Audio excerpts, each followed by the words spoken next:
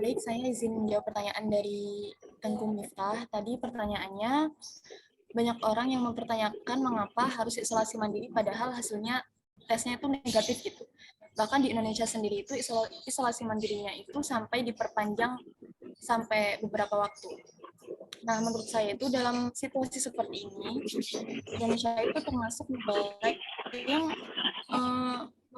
menerapkan prinsip kehati-hatian seperti hadis Nabi yang tadi itu menerangkan bahwa larangan bagi orang sakit yang mendekati yang sehat, maka penerapan pembatasan sosial berskala besar harus dilakukan dengan efektif karena COVID-19 belum dapat dideteksi dengan cepat terkait infeksi. COVID-19 kan nggak bisa terdeteksi hanya 1 hari saja ya, bahkan 3 hari baru bisa keluar hasilnya. Nah, maka cara yang paling aman adalah menganggap semua orang yang di Indonesia itu telah terjangkit COVID-19, yang artinya harus dibatasi kontak fisik antar manusia. Jadi pemerintah Indonesia itu melakukan pertimbangan dengan cara efektifnya seperti itu. Jadi melakukan isolasi mandiri itu secara berkepanjangan agar tidak terjadi kepanikan dalam masyarakat. Andaikan pemerintah Indonesia itu menerapkan aturan seperti melakukan pemeriksaan keluar masuknya seseorang dari suatu wilayah, pasti keadaannya kan gimana ya, agak rada susah gitu karena kan masyarakat Indonesia kan banyak ya, jadi efektifnya melakukan isolasi mandiri.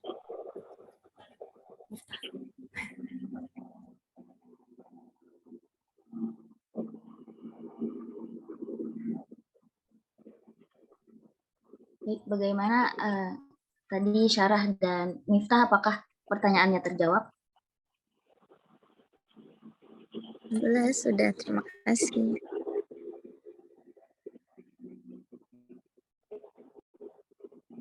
Baik, selanjutnya dibuka termin kedua bagi teman-teman yang masih ingin bertanya, dipersilahkan. Assalamualaikum, saya izin bertanya tadi waktu tentang terkait dengan pertanyaan Syarah. Hadis yang itu An Abi Hurairah dan Nabi SAW qala al-mabquna syahidun wal mabquna syahid.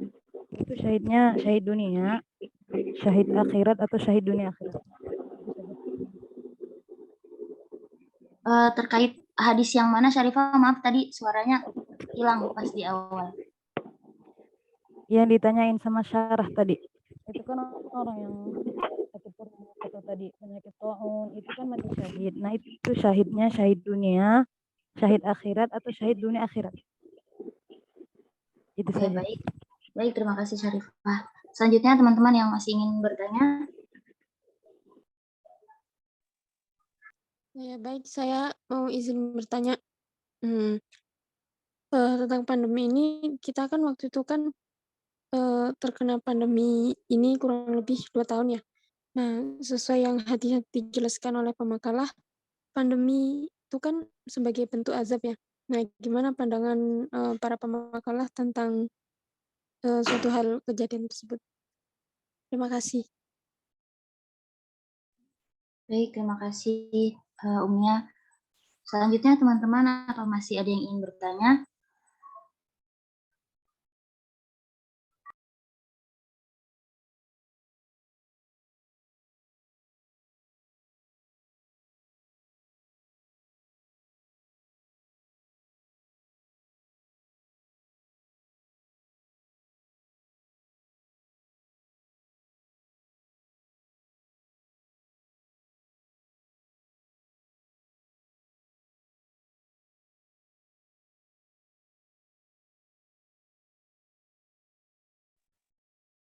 Baik, teman-teman, apakah masih ada yang ingin bertanya lagi?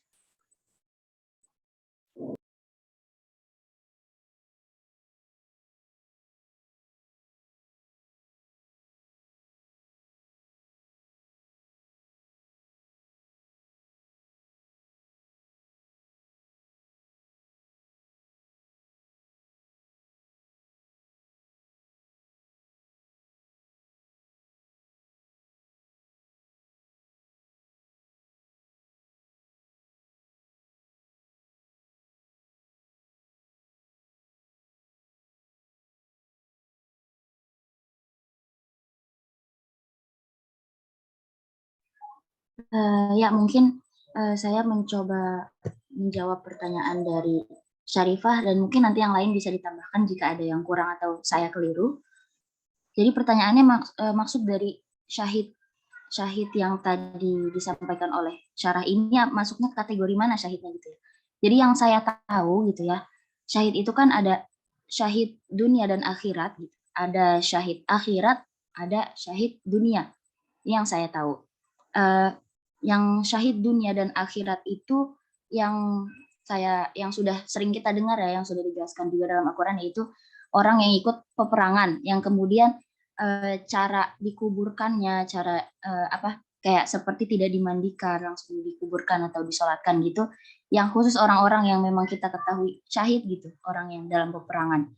Itu masuknya ke kategori syahid dunia akhirat.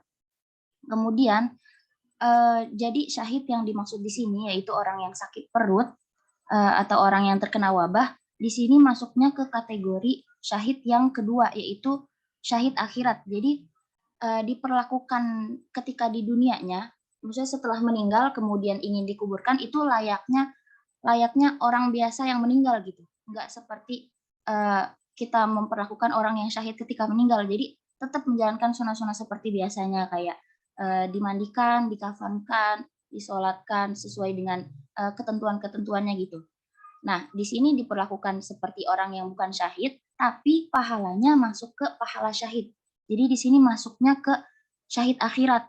Jadi di dunianya tidak disyahidkan gitu, tidak kita katakan syahid, tidak diperlakukan seperti orang syahid, tapi pahala matinya itu pahala syahid. Itu yang saya tahu, Syarifah. Mungkin itu jawaban menurut saya. Gimana Syarifah, apa ada yang kurang setuju? Jadi asalkan si syahid yang akhirat ini itu adalah syarat utamanya yang tadi dia mempunyai iman gitu. Asalkan dia mempunyai iman, kemudian dikategorikan ke dalam hadis tadi, jadi dia masuknya ke syahid akhirat. Jadi syaratnya adalah orang yang beriman untuk syahid akhirat ini.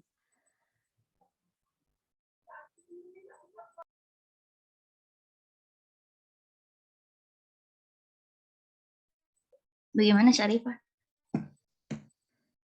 Baik, lanjut ya. Selanjutnya, teman-teman pemakalah, ada yang ingin menjawab?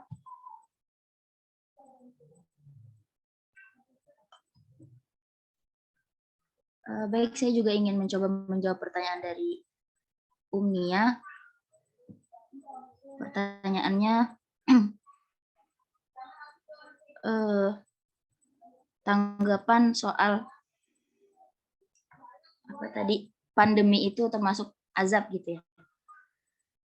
Jadi saya akan menjawab juga sesuai dengan apa pendapat saya dan sesuai apa yang saya tahu gitu. Jadi gini, Allah itu kan memberikan apa namanya? Allah itu memberikan sesuatu, setiap sesuatu itu pasti ada hikmahnya. Kayak misalnya kita dikasih ujian sama Allah berupa pandemi ini gitu ya. Nggak lain adalah agar bertambahnya juga iman kita gitu, agar kita upgrade iman. Nah, di sini juga kita dengan adanya pandemi ini kita diuji gitu supaya kita bersabar. Kemudian setelah kita sabar menghadapi segala cobaan, pasti kita mencari jalan lainnya. Kayak misalnya contoh pada kasus pandemi ini gitu ya. Misalnya kesulitan utamanya adalah di masalah ekonomi yang paling terbesar ya kemarin dibahas. Misalnya si A ini pintu rizkinya itu adalah dengan berjualan jajanan di SD, di sekolah SD misalnya. Tetapi dengan adanya pandemi ini, jadinya semua sekolah itu diliburkan, dipindah menjadi sekolah daring gitu, secara online gitu ya. Jadinya otomatis si pedagang ini dia nggak bisa berdagang lagi dong karena tidak diadakannya sekolah secara langsung gitu. Nah di sini diujilah kesabaran kita. Kuat nggak nih kita dikasih ujian ini? Nah setelah kita sabar pasti kita nggak stuck di situ aja, pasti kita cari jalan pintu rezeki lainnya gitu. Setelah tadi sekolah udah ditutup, kita harus ngapain lagi ya? Jadi yang kita ketahui juga banyak gitu ya, setelah dengan adanya pandemi ini, pedagang-pedagang pada kesusahan, tapi mereka berpindahnya juga sama seperti si sekolah-sekolah ini dilaksanakan secara online. Banyak juga pedagang yang menjualkan barang dagangannya itu secara online shop gitu ya. Nah, di sini juga kita temuin orang yang kemudian baru berpindah berjualan online itu nggak sedikit yang malah pendapatannya itu lebih besar, lebih marak gitu, meluas orang-orang taunya itu orang-orang jauh justru tahu gitu, yang tadinya misalnya mungkin kalau kita berdagang di suatu tempat ini, orang luar itu nggak tahu kalau kita berjualan gitu. Tapi dengan adanya kita jualan online, itu bisa tersebar luas di mana-mana, bahkan bisa sampai ke luar negeri gitu ya, kalau jualan secara online. Nah, itu tadi hikmahnya, kita merasakan pandemi, terus kita terjadi kesusahan, kita jadinya di situ hikmahnya adalah apa? Sabar, itu yang pertama. Kemudian setelah kesusahan-kesusahan tadi, di samping itu juga Allah kan sebenarnya banyak nikmatnya gitu ya. Misalnya kita selama hidup 20 tahun, tapi kita dikasih pandemi kemarin kurang lebih 2 tahun. Nah, dari 20 tahun kita hidup, kita dikasih pandemi 2 tahun, itu nggak sebanding gitu. Jadi maksudnya masih banyak nikmat Allah yang 18 tahunnya yang kita rasain, itu nggak sebanding dengan pandemi yang cuma 2 tahun. Ya mungkin ditambah-tambah dengan penyakit lainnya yang kita rasakan tambahlah 1 tahun. Tapi sama aja itu masih belum sebanding dengan nikmat yang Allah berikan gitu ya. Nah, di sini terbentuklah hikmahnya juga. Yang tadi kita hikmahnya adalah sabar, kemudian di sini hikmahnya adalah syukur. Karena kita lebih bisa merenungkan apa-apa nikmat Allah yang sebelumnya yang Allah udah kasih. Nah, di sini adalah bukti-bukti orang yang beriman gitu. Ketika dikasih cobaan dia sabar, ketika dikasih nikmat yaitu syukur. Nah, jadi menurut saya rasanya kurang perlu kita mengkategorikan apakah ini azab, apakah ini ujian, apakah ini cobaan gitu. Jadi maksudnya kayak mengsedih-sedihkan, ya Allah ini azab kali ya buat orang yang kayak begini nih. Kayak itu kan kayak suatu yang agak serem gitu ya. Jadi menurut saya kurang perlu gitu kita mengkategorikan ini azab kali ini kali ini gitu.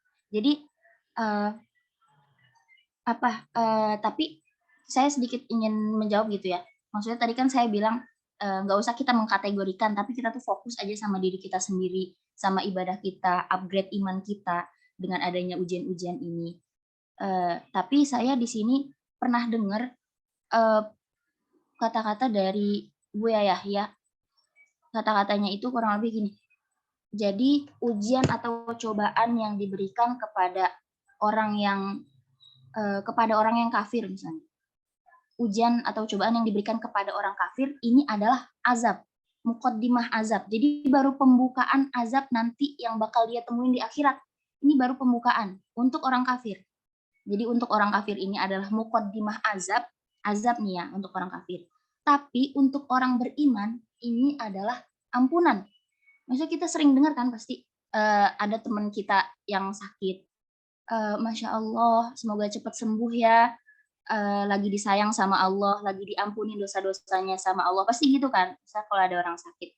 Jadi itu untuk orang beriman, itu adalah ampunan.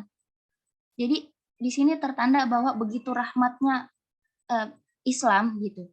Untuk orang beriman aja si ujian atau cobaan ini itu adalah sebuah ampunan, itu adalah sebuah rahmat. Tapi untuk orang kafir itu adalah muqaddimah azab yang akan dia rasakan nanti di azab sebenarnya di akhirat gitu. Jadi menurut saya, tanggapan saya seperti itu. Jadi untuk kategori ini adalah azab atau bukan, lebih baik kita berfokus diri terhadap iman kita, ibadah kita, personality kita, atau hubungan kita dengan Allah.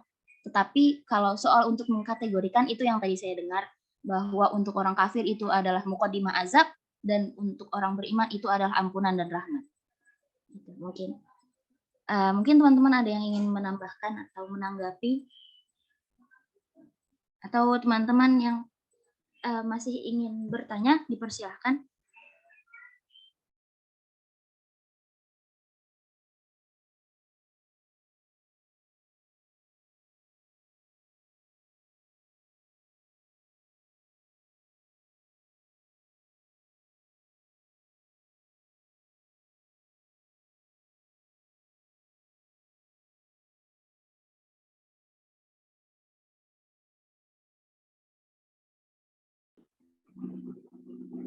Silakan yang lain. Masih ada? Tadi pertanyaan pertama apa tadi pembekalan?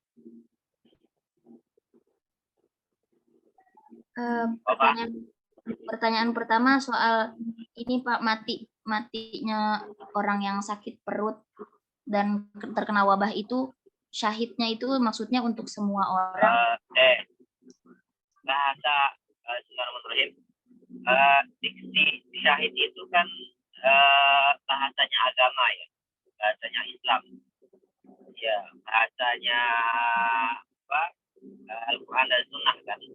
Maka ketika Allah Subhanahu Wa Taala dan Rasulnya berbicara tentang syahid, ya otomatis ya yang kena hitop di sana itu ya orang-orang yang Islam. Syarat pertama dia tidak dikategorikan sebagai orang yang syahid, ya harus Islam dulu dia. Terlepas dia ibadahnya dijaganya dengan sebaik-baiknya atau tidak, ya ketika dia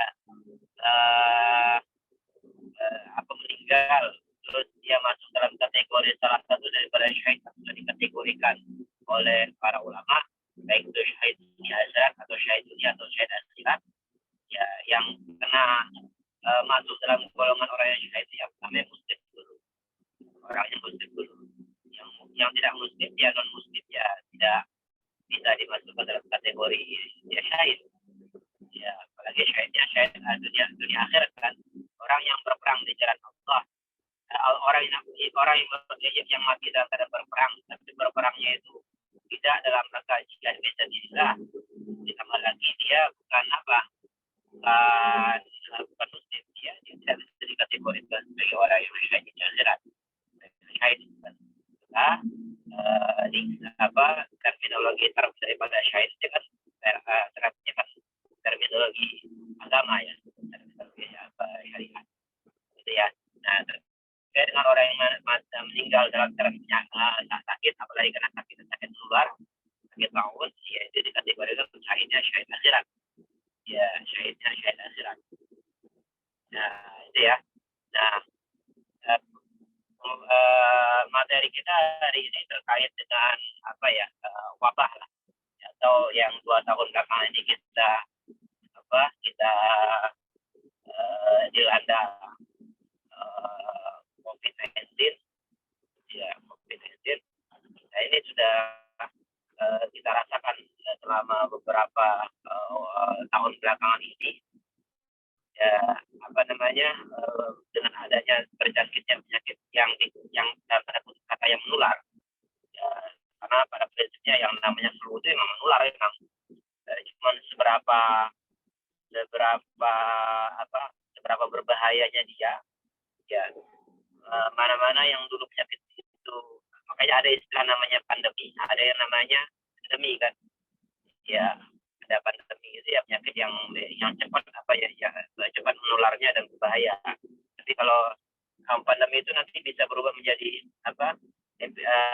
endemi, ya penyakit tahunan. Makanya penyakit-penyakit yang dahulu itu yang dia dianggap sebagai pandemi, terus dengan berjalan waktu semakin melemahnya dia akan berubah menjadi penyakit musiman atau penyakit yang yang berupa flu biasa lah. Ya, sama sebenarnya COVID-19 itu ya hampir sama dengan penyakit yang kita ketahui. Penyakit menular ataupun ta'un itu tidak sekali dua kalinya dalam sejarah Islam atau bahkan dalam sejarah dunia.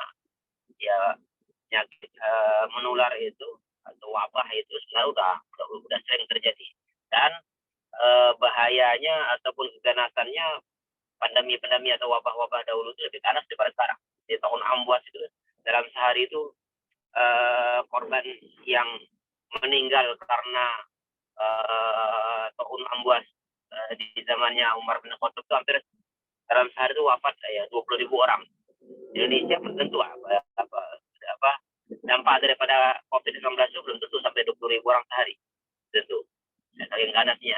Ya, hari ini pagi dia terkena, sore meninggal, sore dia terkena, paginya meninggal. Saking cepatnya penularannya dan dampak daripada taun ambuas di zamannya Pak, ataupun di zaman setelahnya. Ada namanya taun fatayat namanya.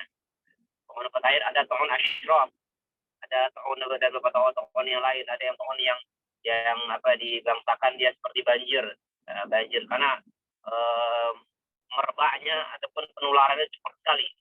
Ya, itu yang dalam sejarah pagi dan terjangkiti, sore dan meninggal. Saking cepatnya apanya dampak ataupun keganasan daripada tokoh tersebut.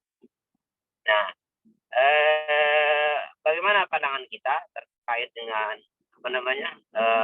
penyakit yang menular dan wabah ini? Ya, Al-Quran dan Rasul sudah memberikan pandangan bahwa sebenarnya tidak ada penyakit yang menular. Ya, tidak ada penyakit itu yang menular dengan sendirinya, nggak ada. Ya, makanya pada saat itu kita jangan terlalu takut juga dengan penyakit, ya, terus fobia, takut kematian, sehingga yang mengunci diri di rumah sehingga tidak mau berinteraksi sama orang lain. Karena justru penyakit itu kalaupun sudah takdirnya datang, ya dia akan datang sendiri ya Pak, terdapat di rumah kita. Ya, seberapa tahannya kita ihtizalul manzili itu ya, atau isolasi mandiri di rumah itu. Ya, seberapa tahan sih? Kan kita kan juga butuh kebutuhan lain untuk sandang kita atau untuk pangan kita.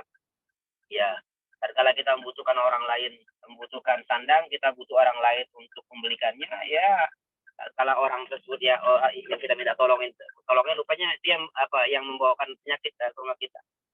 Jadi Rasul mengatakan la adwa wala tiaro. Ya, nggak ada penyakit yang namanya penyakit menular dengan sendiri, itu nggak ada.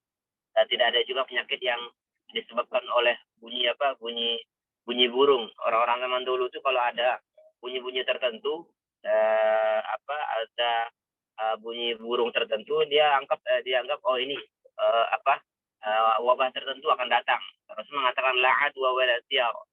Ya, nggak ada penyakit yang menular itu dengan menular dari sendiri. Ya, karena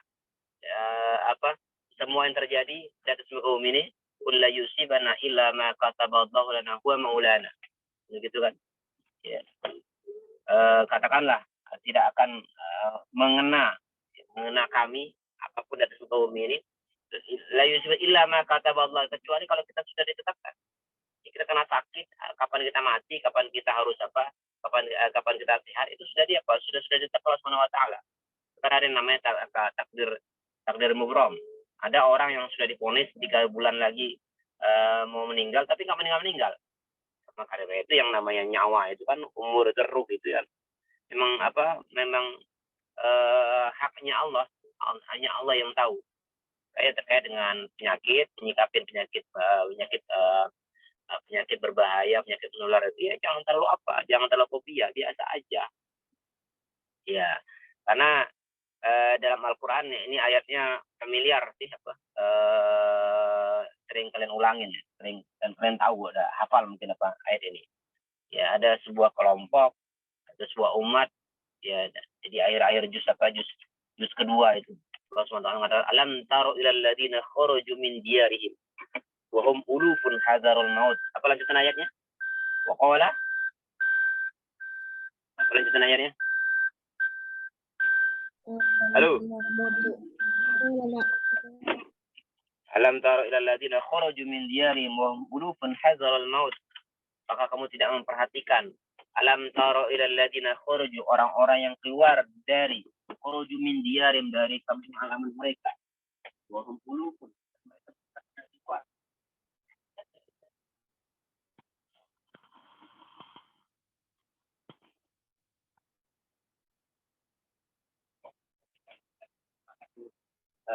kisah di zaman Bani Israel, di zaman nabi-nabi Bani Israel, di mana ada satu wabah di sebuah kampung, kemudian hampir ribuan orang. Di riwayat dalam tafsir Tabari itu dijelaskan jumlah orang tersebut hampir mencapai 4.000 orang.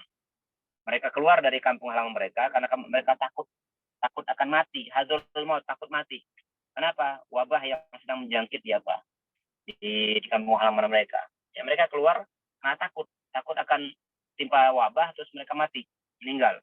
Tapi Allah takdirkan ketika mereka keluar dari kampung halamannya sampai ke sebuah lembah, Allah matikan mereka semuanya. Ya, Allah matikan mereka semuanya. Ini kan bukti bahwa yang namanya kematian itu ya tidak memandang di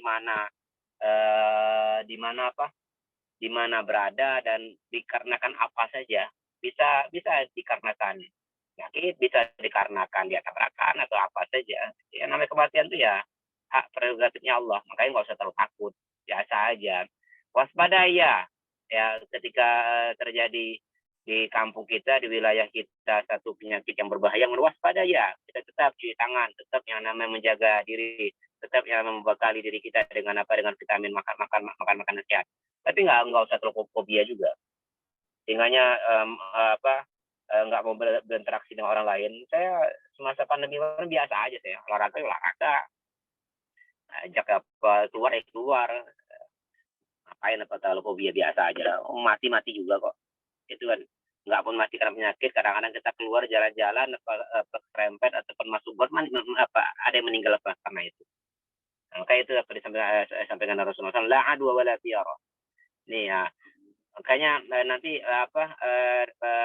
ketika kaum yang diceritakan dalam surah di akhir juz kedua dalam surah Al-Baqarah itu mereka meninggal, berlalulah melewatilah seorang nabi daripada nabi-nabi Bani Israel. Riwayat menjelaskan nama nabi terus nama nabi terus namanya Sam'un namanya, atau dalam bahasa Ibraninya Samson, ya, Nabi Samson. Jadi nama Samson itu nama nabi sebenarnya.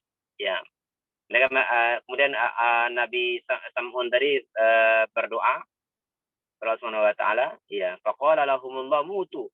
Mereka mati, tsumma ahyahum. Kemudian mereka dibangkitkan lagi. Dan memberikan pelajaran apa bagi mereka? Pelajaran yang kematian itu dan kehidupan itu yang hak prerogatif Allah. Ngapain kita harus takut? Ngapain harus kita bergantung pada diri sendiri? Ya, itu ya. Nah, ini disampaikan oleh Al-Qur'an. Nah, di kesempatan lain, ya. Di kesempatan lain Rasul juga mengatakan, firra minal majzum, firaruka minal asad. Ya. Bahasa apanya? Larilah kamu dari kolera, dari penyakit yang berbahaya. Bagaimana engkau lari dari hewan buas, dari singa. Ya. Nah, kalau dikumpulkan antara dua hadis ini mengandung pemanaan yang jelas bahwa ya nggak usah terlalu takut dan jangan juga terlalu pede. Ya, karena kalau ada di sebuah wilayah tersebut, ada penyakit tertentu, ya lari, ya jangan dekatin orang yang dianggap tervonis penyakit. Kalau kebetulan penyakit tersebut ya berbahaya. Nah, dan harus dilihat juga orang-orang sekarang itu sering sekali ketika berbicara tentang penyakit, ya mereka langsung yang mereka cari itu obatnya. Mereka tidak melihat apa sebenarnya latar belakang dan yang menyebabkan penyakit itu datang. Rasulullah SAW ya sebagaimana diriwayatkan oleh Ibnu Umar pernah berkata, Rasul mengatakan kemudian berdiri di hadapan orang muhajirin dan seraya menghadap mereka, Rasul mengatakan, ya ayyuhal muhajirin, khisalun khamsun idza butulitum bihinna wa a'udzu billahi an tudrikuhunna. Ya, wahai orang-orang muhajirin, ada 5 macam hal. Ya, salah satu nanti akan kita lihat. Ada 5 macam perangai yang mana kalau perangai itu kalian lakukan, ya, apabila menjangkiti kalian, perangai di sebuah wilayah, di sebuah tempat, di sebuah negara, kalau perangai itu dibiarkan atau menguji kalian, dan aku berlindung supaya kalian tidak menjumpai hari tersebut. Ya, apa kata Rasulullah SAW? Wa'udzubillahi an tudrikuhunna. Apa yang pertama? Lam tudhirul fahishah fi qaumin qattun hatta yu'linu biha illa fasha fihimul ta'un wal awja'u allati lam takun madat fi aslabil ladzi madaw. Tidaklah kemungkaran, tidaklah perzinaan, tidaklah LGBT, tidaklah perbuatan-perbuatan maksiat yang merajalela di sebuah wilayah, ya, sebuah kaum, hatta yu'linu sehingganya mereka memproklamirkan, mengiklankan, sampai diiklankan ke kemaksiatan mereka. Apalagi sekarang kita lihat orang itu sekarang udah nggak malu-malu lagi kalau dia berzina. Bahkan dapat dipamer-pamerin di media sosial, di kanal YouTube-nya, di televisi dan sebagainya. Bangga banget mereka. Nah, ini salah satu yang akan apa? Kata Rasulullah SAW, illa fasya fihi mutta'un, kecuali nanti Allah akan menyebar penyakit taun di antara mereka. Wal auja'ul lati lam takun madad, dan penyakit-penyakit yang belum ada pernah sebelumnya, yang belum pernah ada sebelumnya. Yang belum pernah ada di masa-masa mereka sebelumnya. Nah, ini kan apa? Kita lihat semakin banyak penyakit sekarang ini, ya ini salah satu kan dampak daripada fahisyah ya. Kalau bicara fahisyah itu maknanya ya penyakit sosial sebenarnya, penyakit sosial. Ya, perzinaan, prostitusi, LGBT, transgender, itu kan bagian daripada fahisyah itu. Ya, kalau sudah seperti itu, bahkan orang tidak malu lagi untuk menampilkan kemaksiatannya, perzinaannya. Rasul mengatakan illa fasya fihi mutta'un wal auja'u allati lam takun madat fi asladim alladzina madaw. Allah akan datangkan penyakit taun atau menyebar taun kemana-mana. Cepat sekali taunnya. Kita lihat bagaimana, walaupun memang dalam tanda kutip ada unsur kesengajaan orang lain, tapi patut dijadikan garis bawah bahwa penyakit itu tidak akan datang dengan sendirinya, tidak akan berpindah dari satu tempat ke tempat lain kecuali dengan izin Allah Subhanahu wa taala. Allah izinkan. Ya, Allah izinkan di sana. Allah yang menjadi apa? Walaupun mungkin ada konspirasi dan sebagainya, dianggap konspirasi, ya ala kulli hal ya. Ini bagian daripada kemungkaran kita, kezuliman manusia. Ya, kezuliman manusia termasuk dalam kemaksiatan yang dilakukan oleh manusia. Maka daripada itu seharusnya yang perlu ditekan itu yang perlu introspeksi diri kita. Salah apa sih kita sebenarnya? Kayak orang-orang zaman dulu itu ketika ada penyakit wabah atau di mana, mereka introspeksi. Kita salah nih. Allah memberikan peringatan bagi kita. Iya. Karena apa? Salah satunya kenapa yang namanya azab Allah turun, ya karena yang berkuasa diam, tidak memberikan kebijakan-kebijakan yang baik. Orang yang alim pun diam, tidak memberikan mauizah kepada umatnya. Ini yang menyebabkan Yang menyebabkan azab Allah itu. Ya, kalau boleh dikatakan wabah-wabah yang ada itu bagian daripada azab, ya bisa jadi. Karena lalai kita, atau kita yang tahu terus kita malah melakukannya. Nah, ini yang disampaikan oleh Rasulullah SAW. Illa fasya fihi mutta'un wal auja'ul lati lam takun madad fi asladim alladzi madaw, kata Rasulullah SAW. Dan Allah datangkan penyakit-penyakit yang belum pernah ada sebelumnya. HIV itu belum pernah ada sebelumnya. Ada flu burung, flu babi, besok-besok mungkin ada flu jangkrik mungkin. Ya, ini bagian daripada bagian dari bagi yang harus kita waspadai. Karena berbicara tentang azab-azab Allah yang ataupun fenomena alam, baik banjir, longsor, barusan kemarin juga ada gempa bumi, itu bukannya terjadi sendirinya. Kalau bukan izin Allah, nggak akan bergetar itu bumi. Allah sedang memperingatkan kita. Nah, begitu. Allah sedang memperingatkan kita. Nah, ketika terjadi wabah di sebuah wilayah, Rasul mengatakan, apabila kalian berada di sebuah wilayah yang ada ta'un di sana, wabah di sana, jangan keluar. Ya, ada dua hal yang keluar. Kalau kalian tidak berada di sana, jangan masuk. Ini ada aspek uluhiyahnya, ada aspek basyariah di sini. Aspek uluhiyahnya ya kita tawakal di sana. Ya, kalau sudah kena, kalau kita berada di dalam sana, ya kita tawakal di sana, nggak boleh keluar. Ya, serahkan kepada Allah Subhanahu wa taala. Tapi kalau kebetulan dari aspek basyariahnya apa? Ya jangan sampai kita yang boleh jadi kita yang berpenyakit terus kita bawa keluar daerah dan menjangkiti orang-orang lain. Ini yang namanya i'tizal manzili ini. Ya, isolasi mandiri itu ini sebenarnya. Makanya diambil oleh pemerintah, para ulama membuat fatwa ya harus i'tizal, ya, isolasi. Karena itu kan ada sebuah wilayah yang terjangkit, seharusnya secepat mungkin itu wilayah daerah itu diisolasi. Yang masuk ke dalam sana nggak boleh, yang berada di dalam sana nggak boleh keluar, yang berada di luar nggak boleh masuk ke sana. Itu sebenarnya. Yang salah kita itu kan di beberapa wilayah itu kan ya awal-awal tuh dibebasin aja.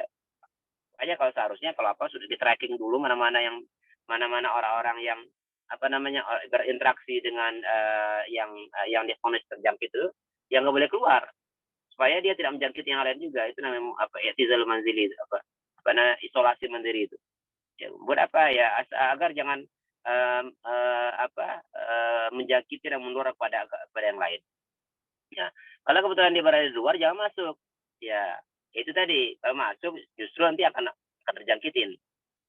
Ya, itu dan nanti akan terjangkitin. Nah, ini bagian daripada bagian daripada cara mengatasi. Mana tahu nanti suatu saat nanti apa yang kita rasakan sekarang nanti terulang lagi. Ya, harusnya jadi pelajaran penting bahwa ketika ada wabah-wabah seperti ini cepat bertindak. Boleh kalau kebetulan kita yang kenapa, dan misalnya sekarang nih pilek misalnya, kira-kira nanti akan membahayakan orang, udah di rumah aja. Posisi ikutan kuliah, membahayakan bagi orang lain. Ya, atau penyakit apapun lah, kalau dalam keadaan sakit, berbahaya mungkin penyakit yang menular, mungkin ya nggak usah keluar rumah. Kalau kita justru keluar rumah, terus itu namanya menzolimi orang lain. Menjadi ya kadang-kadang ya gitu, kita kadang-kadang nggak sabaran, kemudian juga ada tindakan ya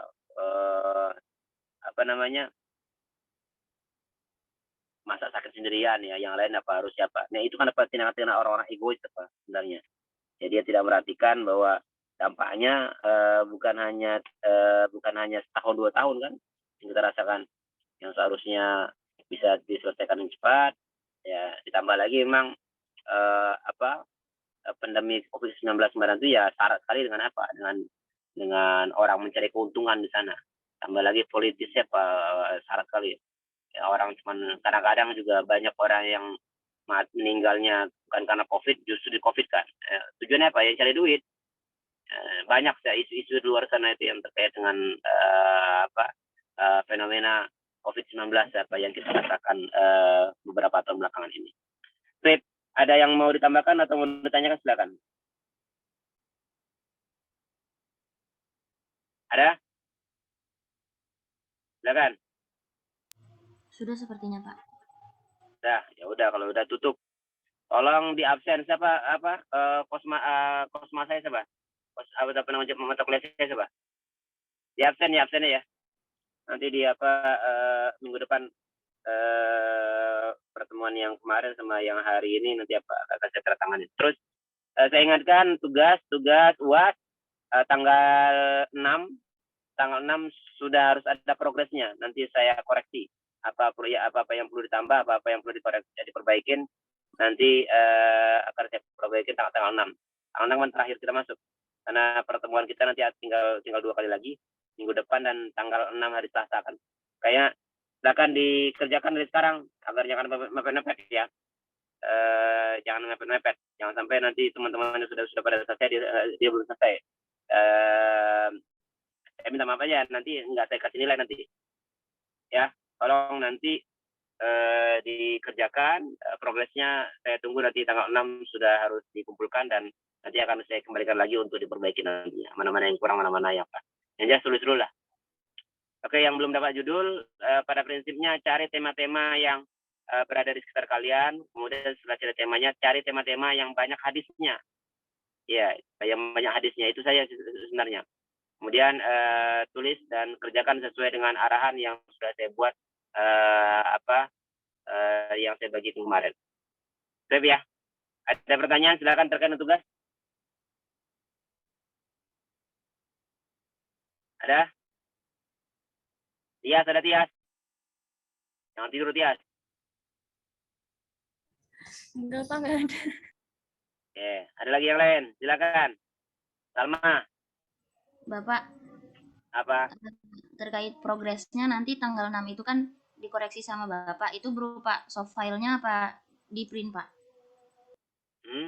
Kalau bisa di print aja, biar saya bisa di print biasa aja dulu, nanti baru atau terserah mau di print dalam bentuk buku biar sekalian saya bisa bisa ngoreksinya atau gimana, lebih baik di print aja. Ya, Ada lagi yang lain, silakan. Bapak, judul Apa? saya belum Bapak, ACC baru Bapak Rit. Apa? Judulmu apa? Pesan Nabi untuk wanita. Sebenarnya saya ada bukunya Bapak, kumpulan hadis saya gitu. Nggak apa-apa? Masih. Bukunya udah ada, malah kamu buat yang baru. Gimana ceritanya? Tinggal copy paste doang loh jadinya. Enggak kok Bapak, di bukunya cuma artinya doang, belum ada Arabnya. Udah, buat dah. Berarti boleh ya Bapak? Silakan, silakan. Ya. Apa lagi yang lain? Menanya silakan. Bapak, saya mau nanya. Apa? Pak, saya, iya Pak. Tadi Pak, saya ngecek Bapak. Itu Pak gimana Pak? Saya udah nyari-nyari hadisnya Pak, ada 21 hadis.